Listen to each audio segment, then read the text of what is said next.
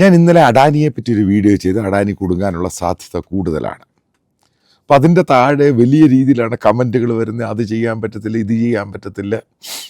അപ്പം അതുമായിട്ട് ബന്ധപ്പെട്ട ചില കാര്യങ്ങൾ ഇവിടെ പല ആൾക്കാരോടും ചോദിച്ച് മനസ്സിലാക്കിയിട്ടാണ് ഈ വീഡിയോയിലെ കണ്ടൻറ്റ് എന്ന് പറയുന്നത്. ഹിൻഡൻബർഗ് എന്ന് പറഞ്ഞ സംഭവം ഒരു ഷോർട്ട് സെല്ലറായിട്ടുള്ള ഒരു മാൻഹാറ്റനിൽ ഒരു ചെറിയ മുറിക്കകത്ത് വെച്ച് നടത്തുന്ന പരിപാടിയാണ്. ഹിൻഡൻബർഗ് കൊണ്ടുവന്നത് മുഴുവൻ അലിഗേഷനാണ്. അപ്പം അതിനെപ്പറ്റി അമേരിക്കൻ FBI ആണെങ്കിലും ഇവിടുത്തെ സെബി ആണെങ്കിലും ഇവരൊക്കെ അന്വേഷിച്ചു. അഡാനി ഗ്രൂപ്പിന് ക്ലീൻ ചിട്ട് കൊടുത്തു.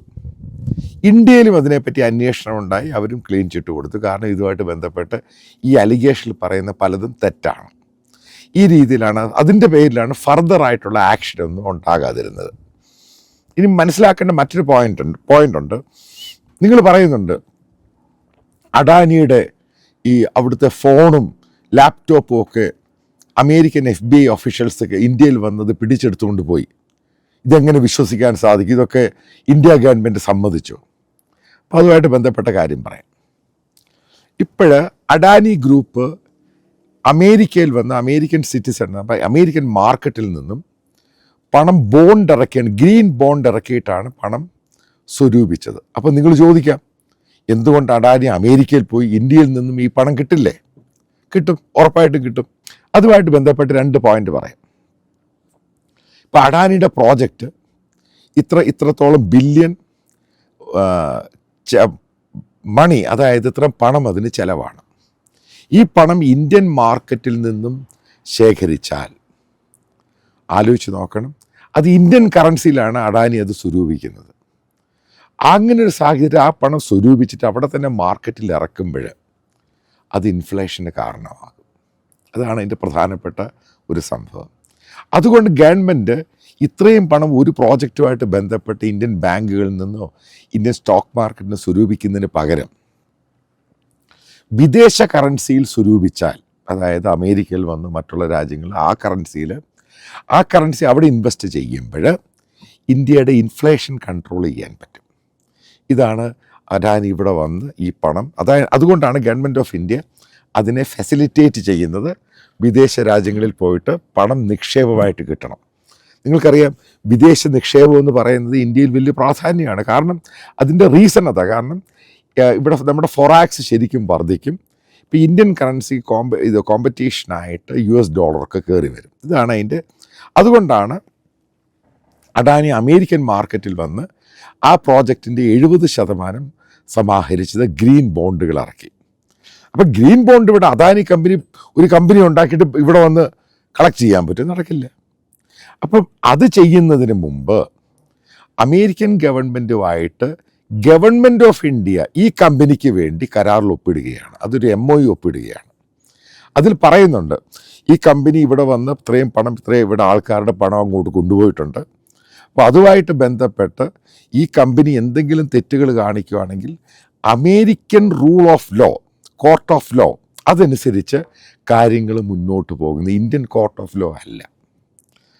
അതായത് അമേരിക്കയിലുള്ള ഇൻവെസ്റ്റിഗേറ്റിംഗ് ഏജൻസി ഇങ്ങനെയുള്ള ആളുകൾക്ക് ഇന്ത്യയിൽ വന്ന് ഈ തെറ്റ് ചെയ്തവരെ അറസ്റ്റ് ചെയ്തുകൊണ്ട് പോകാനുള്ള അവകാശം വരെ അതിനകത്ത് കൊടുക്കുന്നുണ്ട്. ഈ സാധനങ്ങൾ പിടിച്ചെടുക്കാൻ, അതായത് അവരുടെ കമ്പ്യൂട്ടർ ആണെങ്കിൽ ലാപ്ടോപ്പ് ആണെങ്കിൽ ഈ സംഭവങ്ങളൊക്കെ പിടിച്ചെടുക്കണം. ഇന്ത്യ ഗവൺമെൻറ്റാണ് ഇതിന് കൊളാറ്ററൽ സെക്യൂരിറ്റി നിന്നിരിക്കുന്നത്. അതായത് ഇന്ത്യ ഗവൺമെൻറ്റാണ് ഈ അഡാനി എടുത്ത പണത്തിന് മോർഗേജായിട്ട് നിന്നിരിക്കുന്നത്. അല്ലാതെ മറ്റൊരു കമ്പനി അഡാനിയുടെ ഒന്നും മോർഗേജ് ഇവിടെ സമ്മതിക്കത്തില്ല. ഇതാണ് ആദ്യമായിട്ട് മനസ്സിലായത്. അതിൻ്റെ പേരിലാണ് അമേരിക്കയുടെ FBI, ഡിപ്പാർട്ട്മെൻറ്റ് ഓഫ് ജസ്റ്റിസ് ഇങ്ങനെയുള്ളവർ ഇന്ത്യയിൽ വന്ന് ഏകദേശം 2-2.5 വർഷം നീണ്ടു നിന്ന ശക്തമായ അന്വേഷണം, അതിൻ്റെ ഒടുവിലാണ് ഞാൻ അറിയാൻ സാധിച്ചത് ഗൗതം അഡാനിയുടെ മൊബൈൽ ഫോൺ വരെ സീസ് ചെയ്തു, അദ്ദേഹത്തിൻ്റെ ലാപ്ടോപ്പ് സീസ് ചെയ്തു. ഒന്നും ചെയ്യാൻ പറ്റത്തില്ല, കാരണം കരാർ ഒപ്പിട്ട് കൊടുത്തേക്കുകയാണ്. അതെല്ലാം സീസ് ചെയ്ത് ഇവരുടെ ബന്ധുക്കളുടെയും അയാളുടെ മക്കളുടെയും മരുമക്കളുടെയും വരെ ഫോണും ലാപ്ടോപ്പ്, സീനിയർ ഒഫീഷ്യൽസ് അതെല്ലാം സീസ് ചെയ്തു. അതാണ് ഇവരുടെ തെളിവായിട്ട് ഇവർ കാണുന്നത്. ആദ്യം മനസ്സിലാക്കുക, നിങ്ങൾ ഉദ്ദേശിക്കുന്ന രീതിയിലല്ല കാരണം ആ രീതിയിലാണ് ഇവിടുന്ന് വന്ന് പണം സ്വരൂപിച്ച് അവിടെ പോയി ഇൻവെസ്റ്റ് ചെയ്തേക്കുന്നത്. ഇനി മറ്റൊരു കാര്യം നിങ്ങൾക്ക് മനസ്സിലാക്കാൻ വേണ്ടി പറയുക, ഒരു അമേരിക്കൻ കമ്പനി, വിദേശ കമ്പനി ഇന്ത്യയിൽ ഇൻവെസ്റ്റ് ചെയ്യുന്നു, അതായത് കേരളത്തിൽ ഇൻവെസ്റ്റ് ചെയ്യുന്നു, ഏകദേശം 5000 കോടി. ഇൻവെസ്റ്റ് ചെയ്യുന്ന സമയത്ത് ഗവൺമെൻറ് ഓഫ് ഇന്ത്യയാണ് മോർഗേജ് നിൽക്കുന്നത്. അതായത് ഗവൺമെൻറ് ഓഫ് ഇന്ത്യയാണ് കൊളാറ്ററലായിട്ട് പറയുന്നത് അവർ ഇത്ര ഇൻവെസ്റ്റ് ചെയ്യുന്നു, അവർക്ക് ആ പ്രോജക്റ്റിനകത്ത് എന്തെങ്കിലും പറ്റിയാൽ ഇത്ര പണം അവർ തിരികെ കൊടുക്കാം. ഇതിൻ്റെ ഭാഗമായിട്ട് ഈ RBIയും ഇതിൻ്റെ മിഡിൽ മാനായിട്ട് വരികയാണ്. മനസ്സിലാക്കി. ഇതിങ്ങനെയാണ് വിദേശ രാജ്യങ്ങൾ ഇന്ത്യയിൽ ഇൻവെസ്റ്റ്മെൻറ്റും പരിപാടികളൊക്കെ ചെയ്യുന്നത്. അപ്പോൾ അവിടുന്ന് ഇവിടെ വരുമ്പം ഇവിടുത്തെ കണ്ടീഷനുണ്ട്, ആ കണ്ടീഷൻ അനുസരിച്ചാണ് ഈ കാര്യങ്ങളൊക്കെ പോകുന്നത്. ഇനി നിങ്ങൾ ചോദിക്കുന്ന സംഭവമുണ്ട്, ഈ അഡാനിക്ക് ഈ പണം, അതായത് ഇവിടുന്ന് മേടിച്ച ഇൻവെസ്റ്റ്മെൻറ്റ് പണം ഇത്ര 3-4 ബില്യനാണ്, ഇത് തിരികെ കൊടുത്താൽ ഈ കേസിൽ നിന്ന് ഊരാൻ പറ്റില്ലേ? ഉറപ്പായിട്ട് ഇവിടുത്തെ കോർട്ട് ഓഫ് ജസ്റ്റിസ് അവർ തീരുമാനിക്കും. ആ സമയത്ത് അദാനി പറഞ്ഞിട്ടുണ്ട് ലീഗലായിട്ട് ഫൈറ്റ് ചെയ്യും ഈ കേസ്. അപ്പം ലീഗലായിട്ട് ഫൈറ്റ് ചെയ്യുന്നിടയ്ക്ക് തന്നെ ഇത് കൊടുത്ത കേസ് കൊടുത്ത് മറ്റുള്ള ആളുകളുമായിട്ട്, ഇൻവെസ്റ്റേഴ്സുമായിട്ട് ഒരു നെഗോസിയേഷൻ നടത്തി കോർട്ട് വരെ സെറ്റിൽ ചെയ്യാൻ പറയും. അതായത് ആരൊക്കെയാണ് ഇൻവെസ്റ്റ് ചെയ്തേക്കുന്നത് അവരുടെയൊക്കെ പണം തിരികെ കൊടുക്കണം വിത്ത് ഇൻട്രസ്റ്റ്. അങ്ങനെയാണ് വിത്ത് ഇൻട്രസ്റ്റ് തിരികെ കൊടുക്കുമ്പോൾ അഡാനിക്കെതിരെയുള്ള ക്രിമിനൽ കേസും സിവിൽ കേസും 2 കേസുകളായിട്ടത് വരുന്നത്. ഈ 2 കേസുകളും കോർട്ട് അത് ഡ്രോപ്പ് ചെയ്യും. അതായത് മനസ്സിലാക്കുക, അഡാനി ഇവിടെ വന്നില്ലെങ്കിൽ അഡാനിയെ അറസ്റ്റ് ചെയ്ത് കൊണ്ടുവരേണ്ട സ്ഥിതി ഗവൺമെൻറ് ഓഫ് ഇന്ത്യയുടെ ഉത്തരവാദിത്വമാണ്.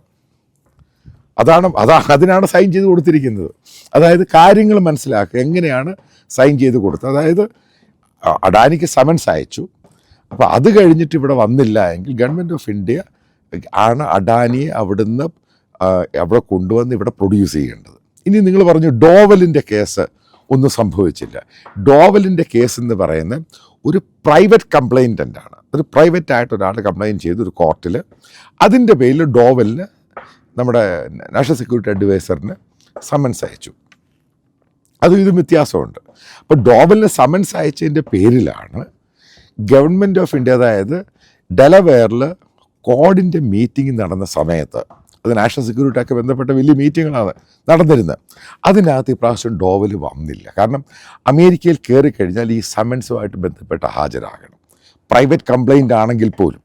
പക്ഷേ ഇവിടെ പ്രൈവറ്റ് കംപ്ലയിൻ്റ് അല്ല, ഇവിടുത്തെ ജസ്റ്റിസ് ഡിപ്പാർട്ട്മെൻറ്റും FBI-യും ഇവിടുത്തെ സെബിയും കൂടെ ഒരുമിച്ച് ചേർന്നുള്ള ഇൻവെസ്റ്റിഗേഷനാണ്. അതായത് ഗവൺമെൻറ്റാണ് ഈ കേസ്, ഇവിടുത്തെ ഗവൺമെൻറ്റാണ് ഈ കേസ്, ഫെഡറൽ ഗവൺമെൻറ്റാണ് ഈ കേസ് അന്വേഷിക്കുന്നത്.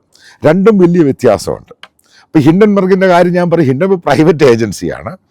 അവർ കാര്യം അലിഗേഷൻസ് പുറത്ത് വരുന്നു. ഇപ്പോൾ ഇതുമായിട്ട് ബന്ധപ്പെട്ട അന്വേഷണം നടന്നു, ഇതിൻ്റെ സത്യമൊന്നുമില്ല. രണ്ടുപേരും ഇത് തള്ളിക്കളഞ്ഞു. ഗവൺമെൻറ് ഓഫ് ഇന്ത്യയും തള്ളിക്കളഞ്ഞു, അമേരിക്കൻ ഗവൺമെൻറ്റും തള്ളിക്കളഞ്ഞു. ഇനി മൂന്നാമത്തെ ചോദ്യമുണ്ട്, അപ്പോൾ ഈ പണം കൊടുത്താൽ കേസ് തീരില്ല. പണം കൊടുത്താൽ കോടതിയിലെ കേസ് തീർന്നു, അഡാനിയെ അറസ്റ്റ് ചെയ്യത്തില്ല, ജയിലിനകത്തെടുത്തില്ല.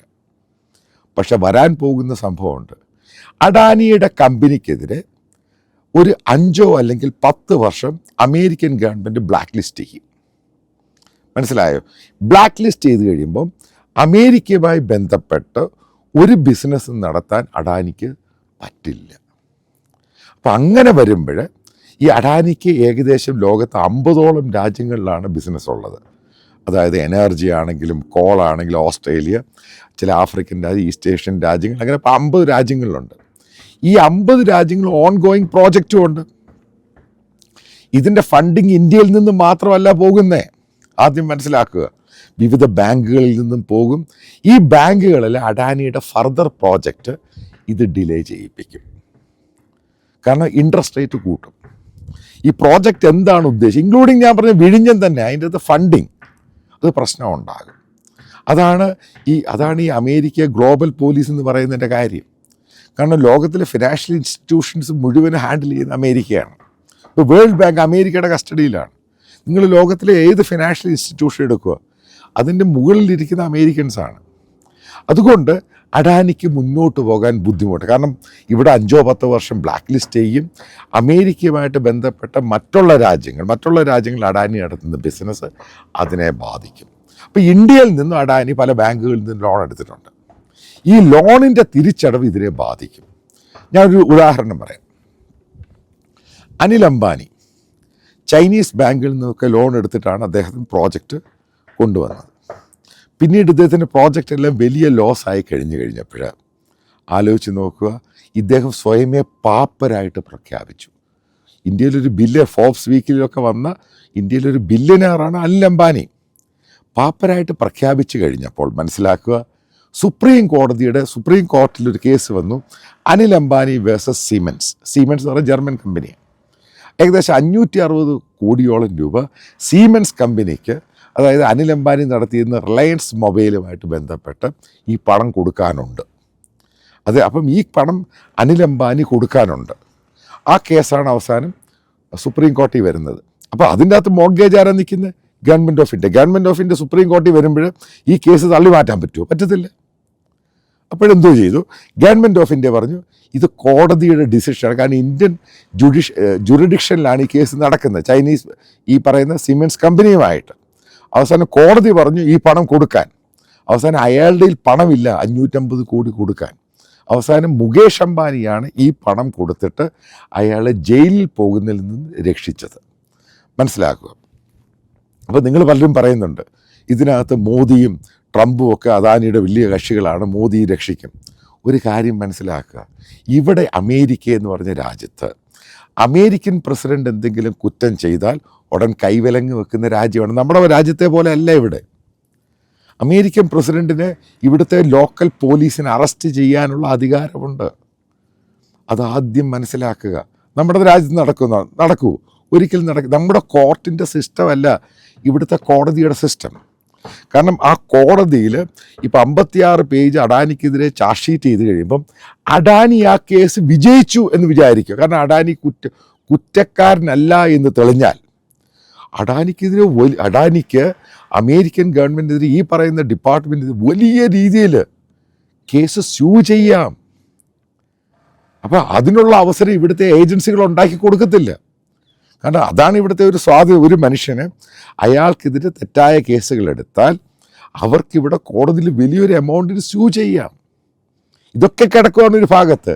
അപ്പം ഇവിടുത്തെ ഒരു സിസ്റ്റം അനുസരിച്ച് ഈ ഒരു കേസുമായിട്ട് ബന്ധപ്പെട്ട് വരാൻ പോകുന്ന അമേരിക്കൻ പ്രസിഡന്റ് ട്രംപ് ഇടപെടില്ല.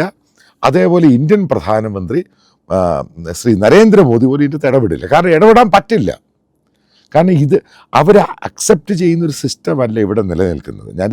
ഇവിടെ എന്ന് പറഞ്ഞാൽ ഞാനിപ്പോൾ അമേരിക്കയിലാണ്, അതുകൊണ്ടാണ് ഇത് പറയുന്നത്. ഇപ്പം എനിക്ക് പറയാനുള്ളത് പലരോടും, അതായത് അഡാനിയുടെ സ്റ്റോക്കും അതൊക്കെ, അപ്പോൾ ഹിൻഡൻബർഗ് അല്ല ഈ സംഭവം. അമേരിക്കൻ സ്റ്റേറ്റ് ഡിപ്പാർട്ട്മെൻറ്റും ഇവിടുത്തെ ജസ്റ്റിസ് ഡിപ്പാർട്ട്മെൻറ്റും FBI-യും ഇവിടുത്തെ സെബി എല്ലാം കൂടെ ചേർന്നാണ് ഫയൽ ചെയ്തിരിക്കുന്നത് ചാർജ് ഷീറ്റ്. അപ്പം ഇതിൻ്റെ അകത്തിൻ്റെ എവിഡൻസ് ഒക്കെ ഇനി വരാൻ പോകുന്നേ ഉള്ളൂ. അഡാനിയുടെ ഫോൺ വരെ ഇന്ത്യയിൽ വന്ന് പിടിച്ചെടുക്കണം എന്നുണ്ടെങ്കിൽ സംഭവം എന്തായിരിക്കും അതിൻ്റെ പിച്ചെന്ന് നിങ്ങൾ മനസ്സിലാക്കാവുന്നതേ ഉള്ളൂ. കാരണം ഇതിൻ്റെ അകത്ത് ഗവൺമെൻറ് ഓഫ് ഇന്ത്യ ഇടപെട്ട് ഒരു കുന്നം നടക്കാൻ പോകുന്നില്ല. അപ്പം അഡാനി 50ഓളം രാജ്യങ്ങളിങ്ങനെ ബിസിനസ് ചെയ്യുന്ന ആളാണ്. പൂർണ്ണമായിട്ടും ചെങ്ങലയിലായി പോവും. ഒരു കാര്യം പറയാം, അഡാനിയുടെ സ്റ്റോക്ക് വാങ്ങുന്നവർ പഴയ പോലെ ആയിരിക്കുകയില്ല. ഷോർട്ട് സെല്ലിങ് അങ്ങനെ സംഭവമൊന്നുമല്ല. ഇത് നല്ല പിടിയാണ് കിട്ടിയിരിക്കുന്നത്. കാരണം നിങ്ങൾ ഓരോന്നും വായിച്ച് നോക്കുമ്പോഴും മനസ്സിലാക്കുമ്പോഴും ഇവിടുത്തെ സിസ്റ്റം എന്താണ് അഡാനി ചെയ്ത തെറ്റ് ആലോചിച്ച് നോക്കുമ്പോൾ നല്ല പിടിയാണ് ഇത് കിട്ടിയിരിക്കുന്നത്. ഈ പിടുത്തം അങ്ങനെ പെട്ടെന്ന് ഊരാൻ പറ്റില്ല. ഇതാണ് ഞാൻ ആ നേരത്തെ ചെയ്ത വീഡിയോയിൽ പല ആൾക്കാരും കമൻറ്റ് ചെയ്തപ്പോൾ എനിക്ക് തോന്നുന്നു ഞാൻ വളരെ കൃത്യമായിട്ടാണ് ഓരോ കാര്യങ്ങൾ പറയുന്നത്. മനസ്സിലാക്കുക, ഈ കേസിൽ അഡാനി ഗ്രൂപ്പ് പൂർണ്ണമായിട്ടും പെട്ടിട്ടുണ്ട്. അയാളുടെ പല പ്രോജക്റ്റുകളും ഇന്ത്യയിൽ നടക്കുന്ന ഡീറെയിലായി. കാരണം ഇന്ത്യൻ ഫിനാൻഷ്യൽ ഇൻസ്റ്റിറ്റ്യൂഷൻസ് എങ്ങനെ ഇനി പണം കൊടുക്കാൻ സാധിക്കുന്നത്? കാരണം അയാൾക്ക് പലയിടത്തുനിന്നും ഈ പണം സ്വരൂപിച്ചിട്ടാണ് ഓരോ പ്രോജക്റ്റുകൾ ചെയ്യുന്നത്. അപ്പോൾ അങ്ങനെ ഇന്ത്യൻ ബാങ്കിങ് മേഖല തകർന്നു, എല്ലായിടത്തും മാറ്റർ ചെയ്യും. അപ്പോൾ ഇതിനെയെല്ലാം നോക്കുവാണെങ്കിൽ മനസ്സിലാക്കുന്നത് അഡാനി ഈ കേസിൽ നിന്ന് ഊരുന്ന കാര്യം വലിയ കഷ്ടമാണ്. ഇവിടെ പണം കൊടുത്ത് ഇത് സെറ്റിലാകുവാണെങ്കിൽ ബ്ലാക്ക് ലിസ്റ്റ് ചെയ്യുകയാണെങ്കിൽ പോലും മറ്റുള്ള രാജ്യങ്ങളും അഡാനിയുടെ മറ്റുള്ള കച്ചവടവും അതേപോലെ ഇന്ത്യൻ ബാങ്കിങ് സെക്ടേഴ്സിനാണെങ്കിൽ ഫിനാൻഷ്യൽ ഇൻസ്റ്റിറ്റ്യൂഷനാണെങ്കിലും ഗ്ലോബലായിട്ടുള്ള ഫിനാൻഷ്യൽ ഇൻസ്റ്റിറ്റ്യൂഷനിൽ നിന്നും കടമെടുക്കുന്നതിനൊക്കെ ഇത് ബാധിക്കും. അതായത് ഇത് മനസ്സിലാക്കുക, അഡാനി ഇതിൻ്റെ അകത്ത് പെട്ടുപോയിട്ടുണ്ട്. അയാളുടെ സ്റ്റോക്കുകൾ വളരെ കുറവ്. വില വളരെ കുറവാണ്, കാരണം 20% അടിച്ചുപോയി. അപ്പം അങ്ങനെ അത് മേടിക്കുന്നവർ സൂക്ഷിക്കുക, ഇതങ്ങനെ തിരിച്ചു വരുന്ന സംഭവമൊന്നും അല്ല. അത് കരുതിയിരിക്കുക, മനസ്സിലാക്കുക. ഇതാണ് ഇതിനകത്ത് പറയുന്നത്.